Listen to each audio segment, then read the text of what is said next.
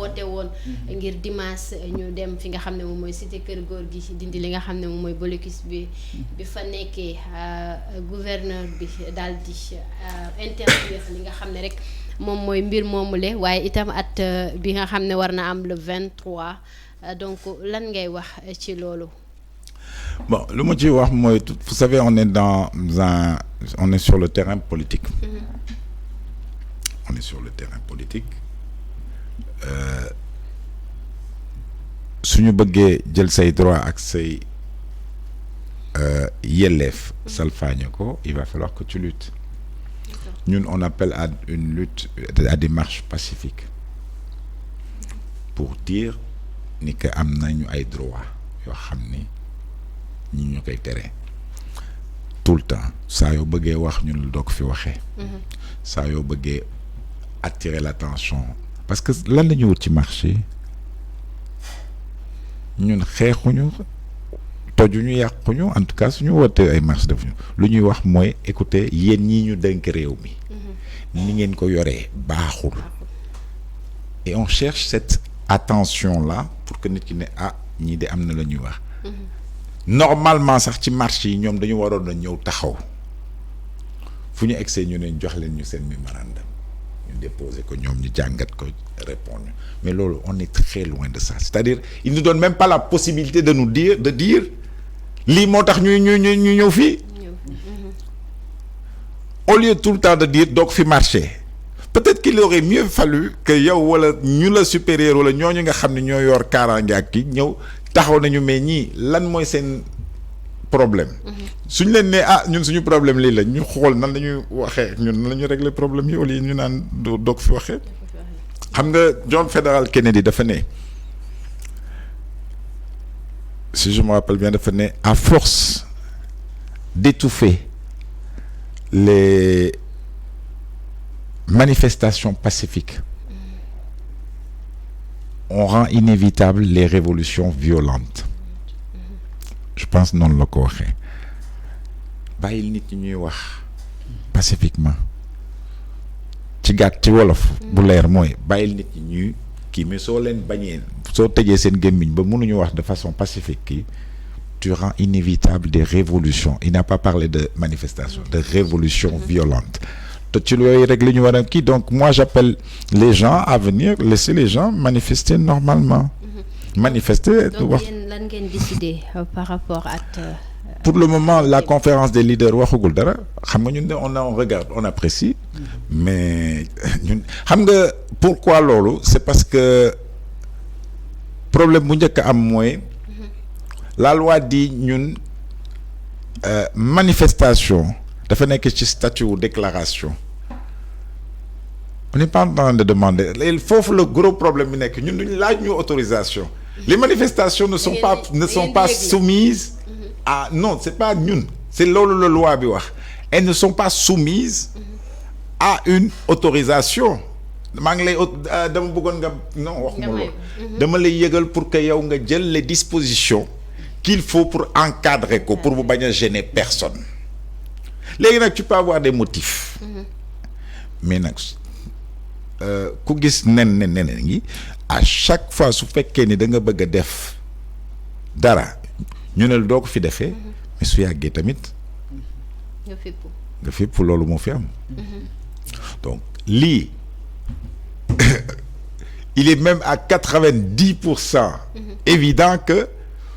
soo ko bindoon ils vont parce que maintenant c'est automatique bu mujj bi amul yàggul woon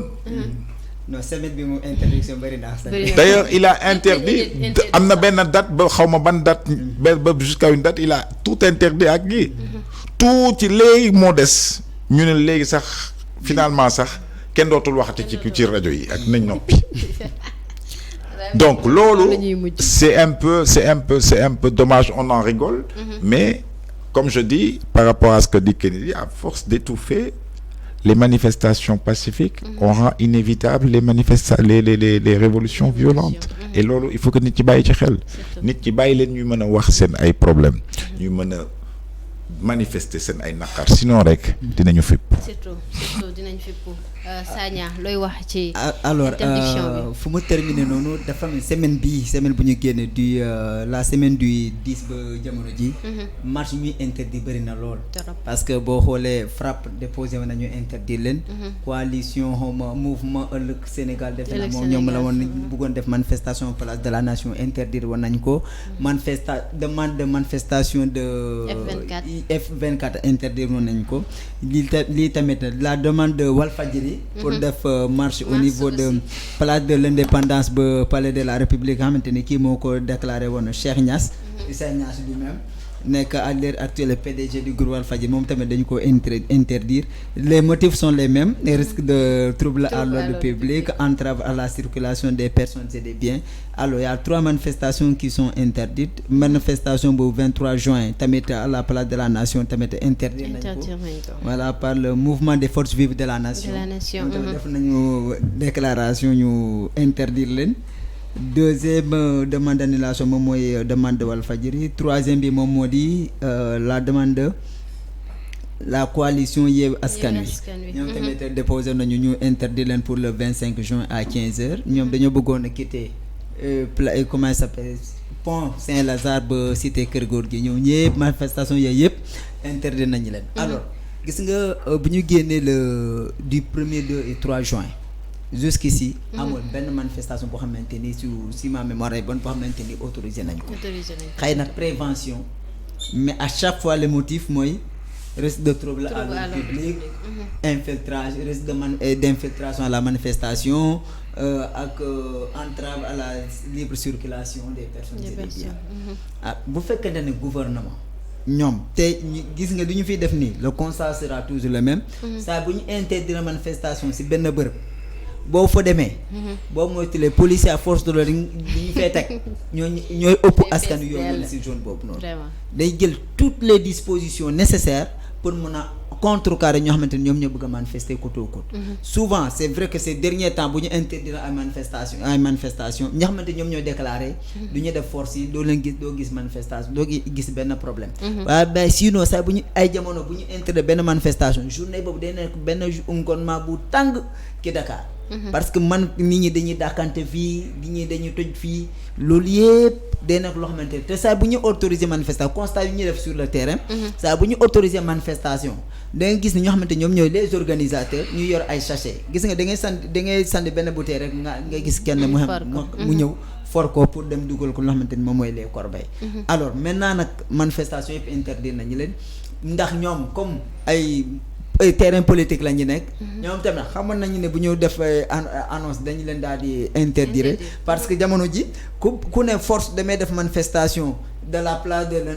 de l'indépendance ba palais de la République yaa gën a xam ni jamono ji nag boo duñu na ko nga def benn manifestation déjà dispositif bu fa nekk déjà rek depuis un certain temps dispositif yow piéton sax du ñu la may nga tomb buntu devant le palais de la République boo ñëwee ba si kii bi rek da ngay daal di jël benn contournement génn ci bi si beneen yoon yi rek dem. Alors nga gis dispositif yooyu yëpp ñu teg yow nga ne da nga fay déclaration de manifester. Le préfet de Dakar Mor Talla Tine lui il est très efficace puisque au Sénégal il y a 2 personnes xamante ni ils sont très connus maintenant mooy le préfet de Dakar Mor Talla Tine ak la chambre le juge du 2e cabinet aussi Mamadou Seck ils sont très connus au-delà du parquet donc ces manifestations là sont devenues bu ñu la autoriser rek loolu day nekk loo xamante ni def lay benn principe bi mooy à l'heure actuelle principe bi mooy interdiction surtout moom mooy principe exception bi mooy ñu autoriser la nga def sa manifestation waaye nag dañoo nekk période boo xamante ni tamit période bu jafe la ñoo ngi si waaja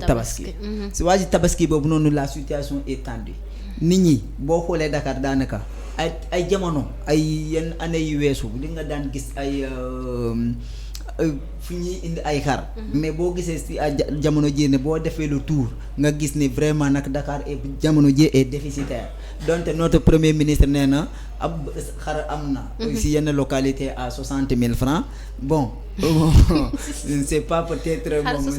60 waaw defoon na déclaration boobu zone yi mu defoon rek gars yi léegi ñu ngi koy kaañoo sa d'ailleurs si réseaux sociaux yi alors loolu laa doon wax ni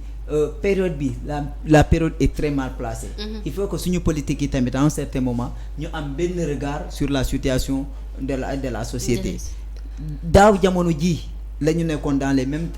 difficultés booba la coalition Yewwi Askan Wi la parce que de moom moo coïncidé woon lu ñu rejeté seen liste nationale bu élection boobu ba Aïda Mbodj ba mu defee sorti nee na dañoo ñaan société civile dañoo ñaan les entrepreneurs aussi dañoo ñaan pour ñu surseoir suñuy manifestation ren ji tamit ñu nekk dans la même situation également ndax lii dina continuer ba kañ.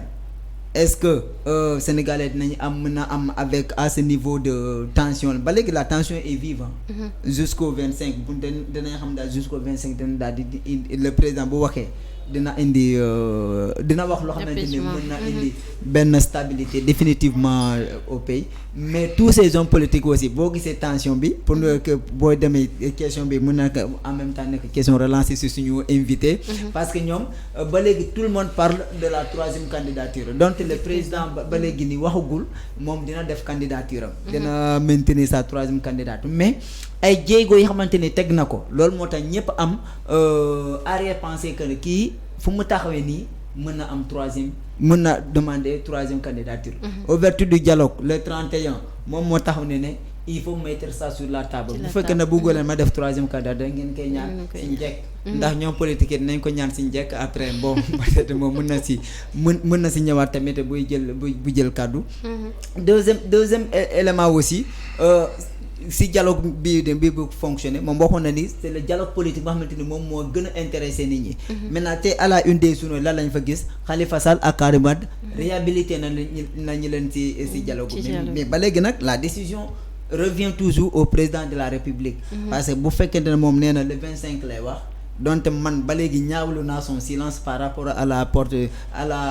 des vies humaines même bu fekkee ne kenn la c'est trop surtout 16 personnes jusqu'à présent notre président n'a pas pris le micro pour parler conseil des ministres à travers le conseil des ministres la ñu dégg ni il a présenté ses condoléances mais osé na quitter le Sénégal pour aller présenter ses condoléances au peuple ukrainien et à travers son président avec leur bougie avec ses homologues maintenant balaa muy def ba loolu rek bu ñu nettoyer devant notre propre porte laata ñu nettoyer si buntu jàmbur den tamit mën na nekk loo xamante ni mën na assurer la population sénégalaise ba tension jamono ji boo xamante ni ñu ngi koy dund ba tension bi mën a wàcc parce que ba léegi ni la tension reste vive kenn xamagul y a les demandes de manifestation qui se multiplient à chaque semaine y a à peu près 3 à 4 demandes de manifestation qui se tiennent ba léegi ak benn autorisé wu ñu ci pour le moment donc la tension reste vive situation bu ñu génn te fu xamante ni tam mën nañ fa wote askan wi jamono ji mairie xamante ni gars yi saccagé nañu leen mais les citoyens de ces mairies là leur acte ils souffrent énormément parce que tu vois les gens qui te disent man tey ji man j'ai eu 3 appels ñi xamante ne mu ne man sama extrait sax soxla naa ko mënatuma koo am